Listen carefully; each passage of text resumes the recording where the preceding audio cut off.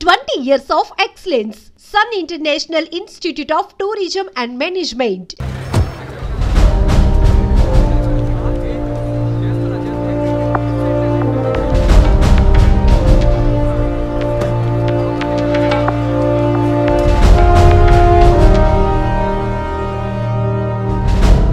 So మీ ఇంట్లో ఉన్న డ్రైవర్స్ కానీ మెయిట్స్ కానీ మీ వైఫ్ని చివరిసారిగా ఎప్పుడు చూసా ఉన్నారు? వెనస్డే ఈవినింగ్ చూశారట. డ్రైవర్ డ్యూటీ అయ్యాక ఇంటికి వెళ్ళేటప్పుడు రేపొద్దున ఎన్నింటి రావాలమని నా వైఫ్ని అడిగాడట. ఎప్పట్లా వస్తే చాలని తను చెప్పిందట. ఆ తర్వాత ఎవరూ తనను చూసినట్లేదు. ఆ రోజు మీరు ఎక్కడున్నారు సార్? హైదరాబాద్లో ఓ టీవీ ఛానల్ మీటింగ్ అని వెళ్ళాను. లాస్ట్ ఫోన్ మీ వైఫ్కి ఎప్పుడు చేశారు? Next day morning. Phone switch ఆఫ్లో ఉంది. మోస్ట్లీ తన ఫోన్ స్విచ్ ఆఫ్లోనే ఉంటుంది. అందుకే నేను పెద్దగా పట్టించుకోలేదు. ఎప్పుడు మీకు డౌట్ వచ్చింది? ఆ రోజు నైట్ వరకు నాకు రాలేదు. దీన్ని ఇష్యూ చేయటం ఏం బాగుంటుందని ఎవరికి చెప్పలేదు. ఆ తర్వాతే నేను కమిషనర్ దగ్గరికి వెళ్ళి కంప్లైంట్ చేశాను.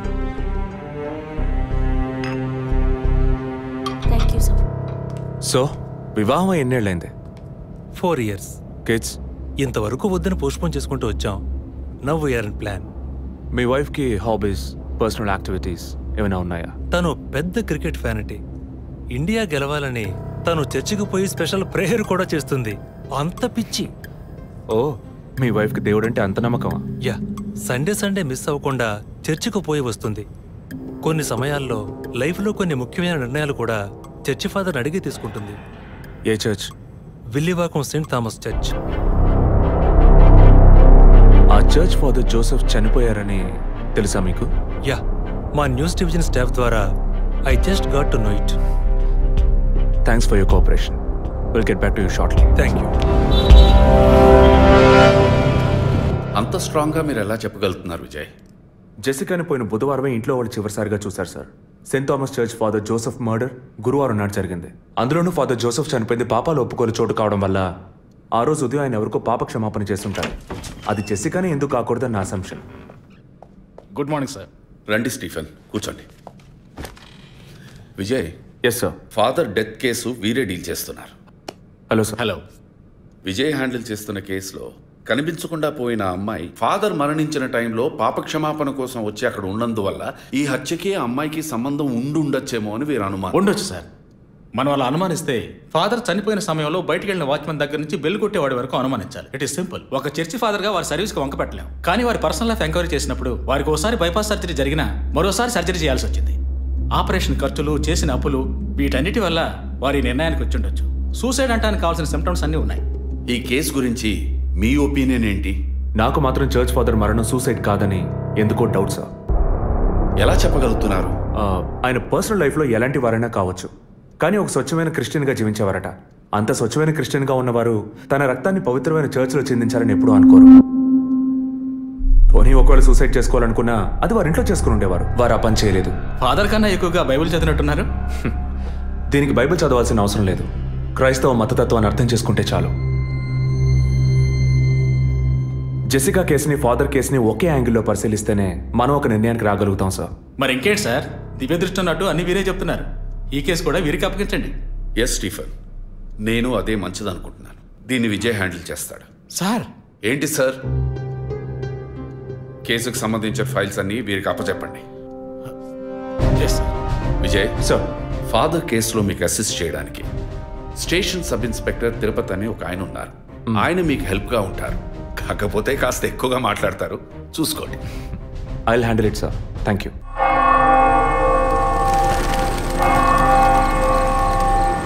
అడుక్కుంటే ఇస్తాడు, వేడుకుంటే తీరుస్తాడు, నిజమైతే గెలిపిస్తాడు యేసు. అడుక్కోండి. ఫాదర్ హైటు వెయిటు మీకు మ్యాచ్ కావడం వల్ల ఆయన ఏ పొజిషన్లో కూర్చొని ఉంటారు, ఎలా ఉండుంటారని మీతో ఒక చిన్న అసంప్షన్. లేచరండి. డాంకీ యజ్ఞం కాదు, అందుకు ఇలా కూర్చోబెడతా సార్. నన్ను కొత్తగా మందు కనిపెట్టే డాక్టర్లు ఎలికి మీద ప్రయోగించినట్టు కంగారు పెట్టారు కదా సార్. ఫాదర్ ఎలా కూర్చున్నారో, ఎలా పడిపోయారో, ఎప్పుడు చనిపోయారో, ఇప్పుడు ఎక్కడున్నారో. కాకపోతే ఒకటి, father no more, I miss more. That is the difference. Commissioner గారు చెప్పింది కరెక్టే. కమిషనర్ గారు ఏం చెప్పారు సార్ నా గురించి? చెప్పారులే. పీసీ భానుమతి విషయమా? తెలిసే ఛాన్స్ లేదే. నా ప్రమోషన్ విషయమా? మనకంత సీన్ లేదే.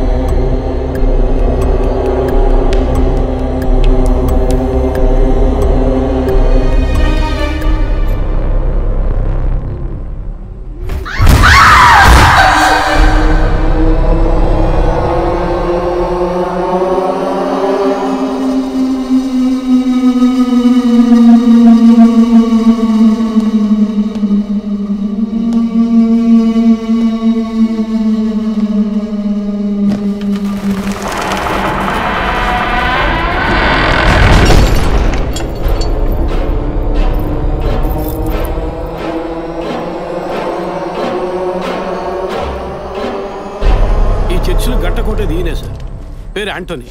నమస్కారం సార్. ఇక్కడ 8 ఏళ్ళుగా పనిచేస్తున్నాం సార్. ఫాదర్ రికమెండేషన్తోనే ఇక్కడ చేరారు. ఫాదర్ ఎప్పుడు ఎన్నింటికి చర్చ్కి వస్తారు? ఎప్పుడు 7 గంటలకు వచ్చేస్తారయ్యా. సండే అయితే 5 గంటలకు వచ్చేస్తారు. ఒకవేళ ధూప ప్రార్థన ఉన్నా 5 గంటలకు వచ్చేస్తారు. ఫాదర్ 6 గంటలకు చర్చిలో ఆ రోజు కాలం చేశారు. ఆ రోజు స్పెషల్గా ధూప ప్రార్థన ఏమైనా జరిగిందా? అసువంటిది ఏం లేదే. మరెందుకు ఫాదర్ అంత ఎర్లీగా వచ్చారు? ఫాదర్కి తెలిసిన ఎవరన్నా విఐపీలు పాప ఒప్పుకోలకు వచ్చినప్పుడు ఒకరోజు ముందుగానే ఫోన్ చేసి వచ్చేస్తారయ్యా. ఆ రోజు ఎవరైనా వచ్చారా? ఆ రోజున బిడ్డకు ఒళ్ళు బాగోలేదని ఇంటికి వెళ్ళిపోయినయ్యా. కానీ వెళ్ళేటప్పుడు తలుపు ముయ్యొద్దు, తెరిచే ఉంచు అన్నారు. గేట్ తెరిచి ఉంచిన విషయాన్ని ఇంతకు ముందు వచ్చిన పోలీసులు కానీ లేక వీరు కానీ మిమ్మల్ని అడిగారా? లేదయ్యా, ఈ అడగలేదయ్యా. ఏమయ్యా అడిగితేనే చెప్తావా, అడగకపోతే చెప్పవా? I'm exit. ఫాదర్ చనిపోయాక మొట్టమొదటిసారి బాడీని చూసింది ఎవరని చెప్పారు? గీత అనే ఒక అమ్మాయి సార్. ఆ అమ్మాయి ఎక్కడ పనిచేస్తోంది? The wheels on the bus go round and round, round and round, round and round. The wheels on the bus go round and round, all the way to Chennai City. Geetha, police department నుంచి నీకోసం ఇద్దరు వచ్చారు. కారిడార్లో wait చేస్తున్నారే. సరే వస్తానని చెప్పు.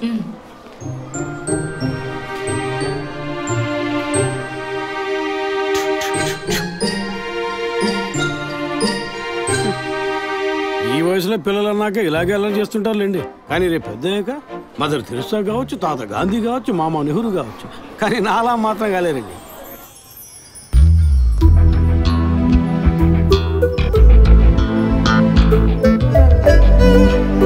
అది వస్తుంది తనే గీత. పేరు వరకే, నోరు తెరిస్తే రాత్రి మార్చేస్తా సార్. ఎందుకు నన్ను రమ్మన్నారు? మీరేనా గీత? అవును నేనే. ఏం కావాలి? I'm assistant commissioner Vijay Prakash. Me ID card ఇవ్వండి. ఈ మధ్యగా ఎలక్షన్లు పూర్తయి అంతలోనే మధ్యంతర ఎన్నికలా సార్? ఓటర్ ఐడి అడుగుతున్నారు, ఇవ్వండి. I mean me voter ID కాదు, మీరు పోలీస్ అని గుర్తించే ఐడి కార్డు అడిగాను. ఏ ఐడి కార్డు ఉంటేనే మాట్లాడతారా? ఏ అడగకూడదా? ఏంటి బస్ పాస్ పారేసుకుని స్టూడెంట్ ఎదుర్కొంటున్నాడు? సరే విషయం ఏంటో చెప్పండి. ఫాదర్ కేసులో ఆయన బాడీని ఫస్ట్ టైం చూసింది మీరే. దాని గురించి మీతో కొంచెం మాట్లాడాలి. నేను ఎన్నిసార్లు చెప్పాలి నాకు అర్థం కావట్లేదు. 2 రోజుల ముందే కదా వచ్చారు. నేనా? మీ డిపార్ట్మెంట్ నుంచే వీరు కూడా వచ్చారు. 2 గంటల సేపు నా ఇంటికి వచ్చి ఇంట్రోగేట్ చేశారు. పక్కింటి వాళ్ళకి సమాధానం చెప్పలేకపోయాను. ఇప్పుడు ఇలా వర్క్ చేసే ప్లేస్కి వచ్చి టార్చర్ పెడితే ఎలా చెప్పండి?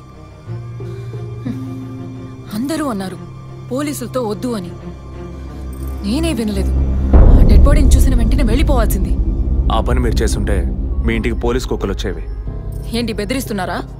బెదిరించలా, మీకు సమాధానం చెప్పాను. ఇలా చూడండి, మీ డిపార్ట్మెంట్ నుంచి ఎంతమంది వచ్చినా ఎన్ని తడవలు వచ్చినా ఏం అడుగుతారు మీరు? ఎందుకు చర్చికి వెళ్ళారు? ఎందుకు పొద్దున్నే వెళ్ళారు? ఫాదర్ డెడ్ బాడీని ఎప్పుడు చూశారు? మీరు చూసినప్పుడు ఆయన ప్రాణాలతో ఉన్నారా? అంతే కదా. దయచేసి వెళ్ళిపోండి ప్లీజ్. నేను ఇప్పుడు ఇక్కడికి ఎంక్వైరీ చేయడానికి వచ్చింది మీరు ఆయన బాడీని చూసినందుకు కాదు. మరి అదే ఒక మర్డర్ అయి ఉంటే డైరెక్ట్గా చూసుంటారుగా, అది అడగడానికి. నెక్స్ట్ టైం వచ్చినప్పుడన్నా మీరు నిజం చెప్పడానికి ప్రయత్నించండి. నెక్స్ట్ టైం కూడా వస్తామా? ఇన్వెస్టిగేషన్లో ఇంటర్వల్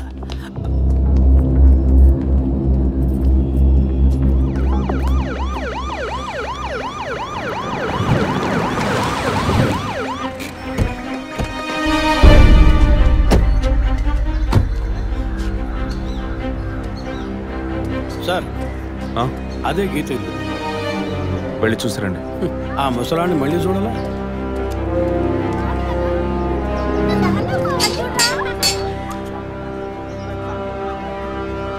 ఏంటి ఇంకా రాలేదు?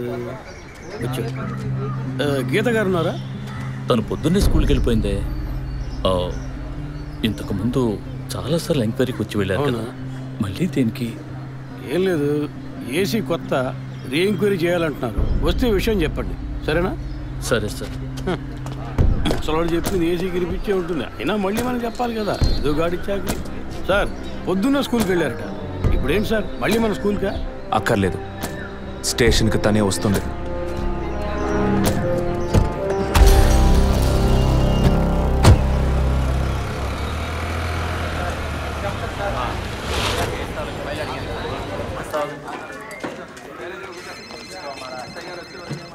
మిస్సింగ్ కేసులు తేలిగ్గా తీసుకోకండి సార్, రేపే నాకు ప్రోగ్రెస్ తెలియాలి. సార్ మిమ్మల్ని చూడడానికి వచ్చారు. కూర్చోండి. వర్కింగ్ ప్లేస్కి రావద్దు అన్నాను కదా, మరి ఎందుకు సార్ మా ఇంటికి వచ్చారు? పోలీస్ స్టేషన్కి ఆడపిల్ల రావడం ఓకేనా? ఓకే అంటే చెప్పండి, ఎప్పుడు ఏ క్లారిఫికేషన్ కావాలన్నా పిలుస్తాను. ఇప్పుడు ఏ క్లారిఫికేషన్ చెప్పండి. ఈ చైన్ మీద. హలో, నేను క్రిస్టియన్ని కాదు. Alex sir. Yes sir. మీరు కొండకి ఎప్పుడు వెళ్తున్నారు? వచ్చే వారం సార్. నేనే మిమ్మల్ని లీవ్ అడగాలనుకున్నాను సార్. సరే ఓకే, పిలుస్తాను. Thank you sir. నేను కూడా వారం వారం చర్చ్కి వెళ్తాను. అంత మాత్రాన క్రిస్టియన్నా? It makes no difference. Jesus, Gandhi, షేక్ వారా వీళ్ళు ఇప్పుడు ఫ్యాషన్ సింబల్స్ అయ్యారు. ఇలా చూడండి, మొదట ఆ చైన్ నాది కాదు. నెల నెల చర్చ్కి వచ్చే ఫండ్స్ నుంచి స్కూల్కి ఇచ్చే డొనేషన్ ఫాదర్ ద్వారా నేనే తీసుకొస్తుంటాను. అందుకే ముందు రోజు ఈవినింగ్ ఫాదర్తో ఫోన్లో మాట్లాడి నెక్స్ట్ డే మార్నింగ్ 7:45కి నేను చర్చ్కి వెళ్ళాను. నేను లోపలికి పోయి ప్రేయర్ హాల్లో చూస్తే అక్కడ ఫాదర్ లేరు. సరే నీ కన్ఫెషన్ హాల్లో పోయి చూస్తే అక్కడ ఫాదర్ చనిపోయి ఉన్నారు. ఆ తర్వాత ఎలా బయటకు వచ్చానో నాకు తెలీదు. స్కూటీ ఎక్కి బయలుదేరటమే నాకు గుర్తుంది. స్కూటీలో 7:45కి మీరు వెళ్ళానంటున్నారు. చర్చ్ ఎంట్రన్స్లోకి వెళ్ళాక గేట్ సగమే తెరిచుందా లేక పూర్తిగా తెరిచుందా? పూర్తిగానే తెరిచింది. బండిని చర్చ్కి లెఫ్ట్లో పార్క్ చేశారా, రైట్లో పార్క్ చేశారా? రైట్లోనే పార్క్ చేశాను. సైడ్ స్టాండ్ వేశారా, సెంటర్ స్టాండ్ వేశారా? ఎందుకు? జస్ట్ ఆన్సర్ మీ. సైడ్ స్టాండే వేశాను. లాక్ చేశారా? చేశాను. అప్పుడు మీ ముఖాన్ని తప్పకుండా అద్దంలో ఒక్కసారైనా చూసుకొని ఉంటారు. అద్దానికి కేసుకి లింక్ ఏంటబ్బా? ఆ సమయంలో చుట్టూ ఎవరైనా ఏదైనా మూవ్ అయినట్టు తెలిసిందా? లేదు. Any car, bike? లేదు. తప్పకుండా చూసుంటారు మీరు. ఒక్కసారి ఆలోచించి చూడండి. బికాస్ ఫాదర్ చనిపోయిన టైము, మీరు చర్చిలో ఉన్న టైము మోరాలస్ ది సేమ్. ఎంత డీప్ ఇన్వెస్టిగేషన్ అవసరమా? అవును, అక్కడ ఒక కారు ఉన్నట్టే అనిపిస్తోంది. ఇది మనకి చెప్పలేదే, మనం అడిగితే కదా చెప్పేది. ఈ కార్ ఏమో చూడండి. అవును, ఇటువంటిది అయ్యుండొచ్చు. కారులో ఎవరైనా ఉన్నారా? లేరు. నిజంగా? అదే ఎవరు లేరని చెప్తున్నానుగా. Okay cool. తర్వాత? ఆ తర్వాత చర్చ్ లోపలికి వెళ్ళాను. మొత్తం 3 ఎంట్రీలు ఉన్నాయి. మెయిన్ ఎంట్రీలోంచి వెళ్ళారా లేక సైడ్ ఎంట్రీలోంచి? మెయిన్ ఎంట్రీ క్లోజ్ చేసింది, అందుకే సైడ్ ఎంట్రీలోంచి వెళ్ళాను. సరే, మరి తిరిగి వచ్చేటప్పుడు ఎటు నుంచి వచ్చారు? అదే వచ్చే కంగారులో ఎట్నుంచి వచ్చానో ఏమో గుర్తులేదంటున్నానుగా. అక్కడ ఏదైనా మిస్ చేసుకున్నారా? లేదు. ఆలోచించి చెప్పండి. లేదు. ఏంటి ఇన్వెస్టిగేషన్ టైంలో గిఫ్ట్ ఇస్తున్నాడు, జడ్జిమెంట్కి అందడం లేదే. Is this yours? స్కూటీని తీసేటప్పుడు కీ చైన్ని మిస్ చేసుకున్నాను. కింద పడ్డ కీ తీసాక మీరు ఒక భయంతో కంగారుతో బండి స్టార్ట్ చేస్తుంటారు. అప్పుడు ఆ కార్ అక్కడ ఉందా?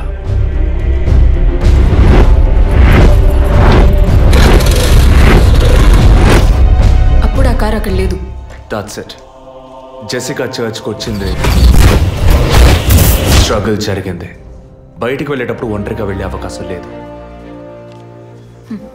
పూర్తయిందా? ఇప్పుడు నన్ను వెళ్ళమంటారా? Anyway, thanks lot miss Geeta. No mention. మీరు చక్కగానే ఇన్వెస్టిగేట్ చేస్తున్నారు. Thank you. మీరు తెలివిగానే సమాధానం చెప్పారు. నన్ను మళ్ళీ మళ్ళీ పిలవరుగా? చెప్పలేం. మీరు పూర్తిగా నిజం చెప్పలేదు కదా, అందుకని పిలవచ్చు. ఎందుకు? అచ్చం చూసానా? కాదు, ఆ హత్య మీరే చేసి ఉండొచ్చుగా. ఇలా తేపా మీరు పిలిస్తే నేను రావాల్సిన అవసరం లేదు. Too much. This is the last.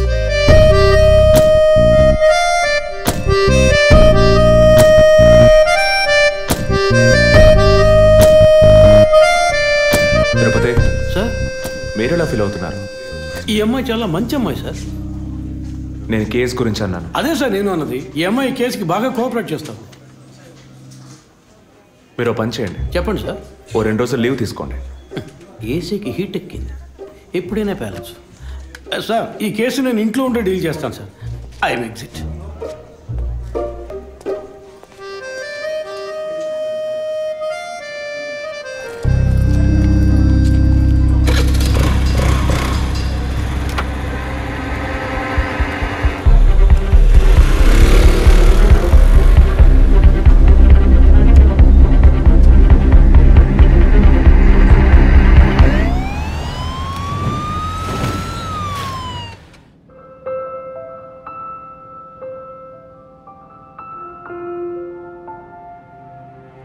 Yes, she is conceived.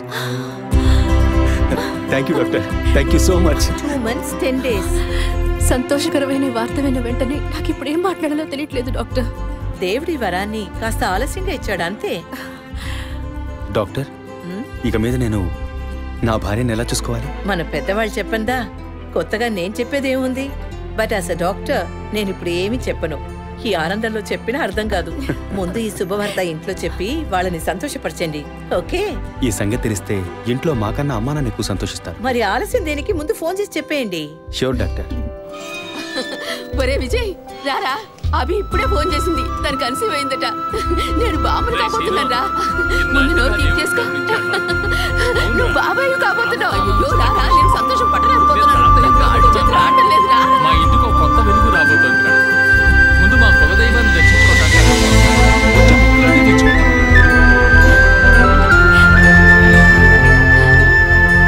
Vijay. Vijay, police officer దగ్గరే సస్పెన్సా? ఇల్లంతా ఎంత హడావుడిగా, ఎంత సందడిగా ఉందో తెలుసా? ఇన్నేళ్ల తర్వాత మిమ్మల్ని అమ్మా నాన్న అని పిలవడానికి ఒక బిడ్డ. నేను బాబాయిని. నాకు అందులోని ఆనందం కన్నా మీ ఇద్దరు మనసులు సంతోషంగా ఉన్నాయి చూడు, అది చాలదురా నాకు. ఇటీవు ఏంట్రా ఉదయంతో పెద్ద డైలాగులు వదులుతున్నావు? రే, ఇన్నేళ్ళుగా నువ్వు ఉదయం దగ్గర వదలని డైలాగ్సా?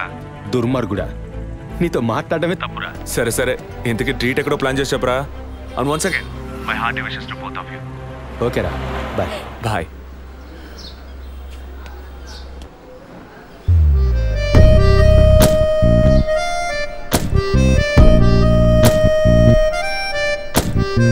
ఇల్లు మారితే తెలీదా?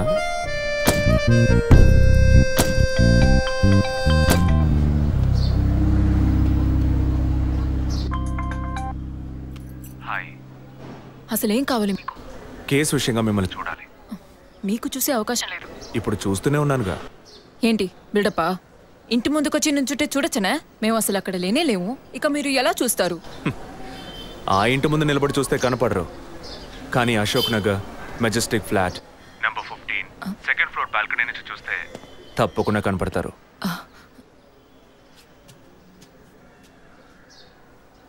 హాయ్.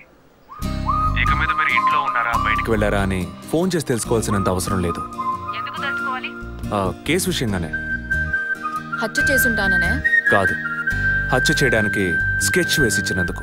ఓ పోలీస్ ఆఫీసర్ అయ్యుండి ఇలా ఫ్లర్ట్ చేస్తున్నారే, ఇదేమైనా కరెక్టా? ఫ్లర్టా? డైలీ లేవగానే ఒక కప్పు కాఫీ తాగితే ఎనర్జీ వచ్చినట్టు, వర్కౌట్ చేస్తే రిలాక్స్ అయినట్టు మీతో మాట్లాడుతుంటే నాకు అనిపిస్తుంది. 6 నూరైనా మీరు ఈ కేసుని పూర్తి చేయకూడదు. ఒక చిన్న క్లూ కూడా దొరకకూడదు. ఇది నా శాపం. చిన్న క్లూ అక్కర్లేదు, ఓ పెద్ద క్లూనే కావాలి.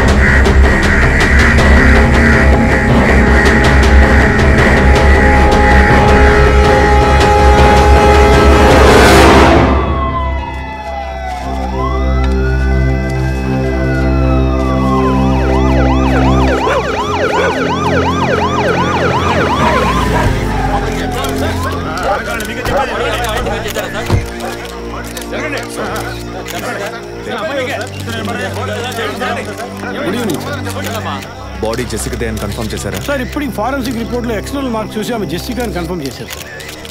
పోస్ట్ మార్టం ఇక్కడే జరుగుతుందిగా? Yes sir. బాడీ బాగా డీకంపోజ్ అయినందువల్ల సీన్ ఆఫ్ క్రైమ్లోనే పోస్ట్ మార్టం చేయమని కమిషన్ ఆర్డర్ సార్.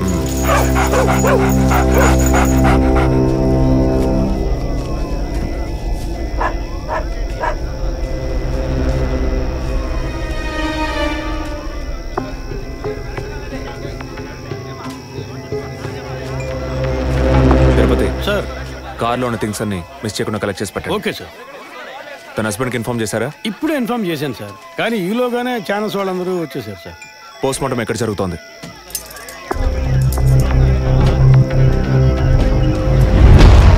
సార్, ఖచ్చితంగా ఎవరు నరికి ముక్కలు చేసి ఉంటారు సార్. బాడీ పూర్తిగా కుళ్ళిపోయినందువల్ల ఇక్కడున్న కాకులు గద్దలు కుక్కలు పీకుంటాయి సార్. సార్ ఇంకో 10 minutes ఇంటర్న్స్ అన్ని కంప్లీట్ అవుతాయి. ఆ తర్వాత మీకు ఫుల్ డీటెయిల్స్ తెలుస్తాయి sir. Okay, I'll be around. Okay sir.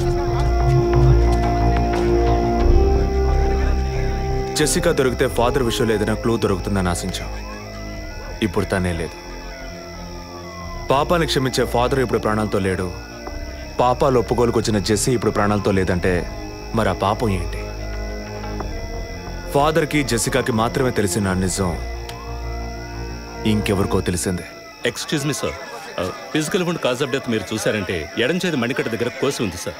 Blood కంప్లీట్గా డ్రైన్ అయినందువల్లే ప్రాణం పోయింది sir. And one more important thing sir, she was pregnant.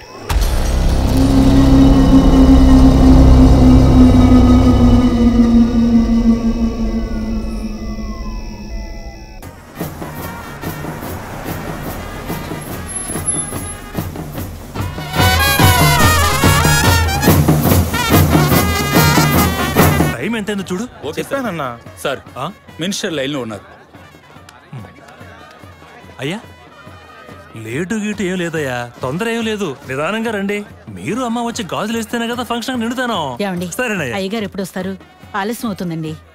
ఇంకో 10 నిమిషాల్లో వచ్చేస్తారు. నువ్వు వెళ్ళి అక్కడ చేయాల్సిన పని చూడు ముందు. ఇంకోసారి ఫోన్ చేయండి.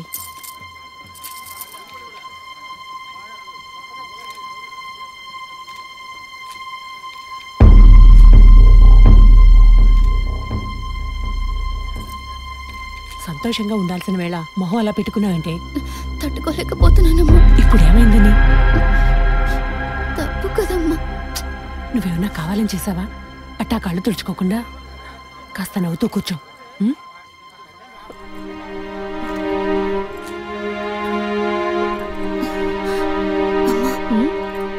నేను రెస్ట్ రూమ్కి వెళ్ళొస్తాను.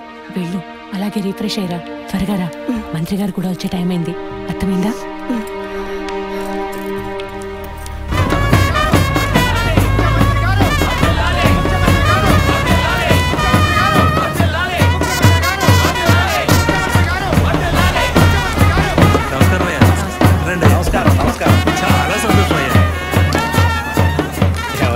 ఇప్పుడు సంతోషంగా ఉందా? మీ ఆశీర్వాదం అయ్యా. మనవాళ్ళు లేడని తెక్కలవరికి.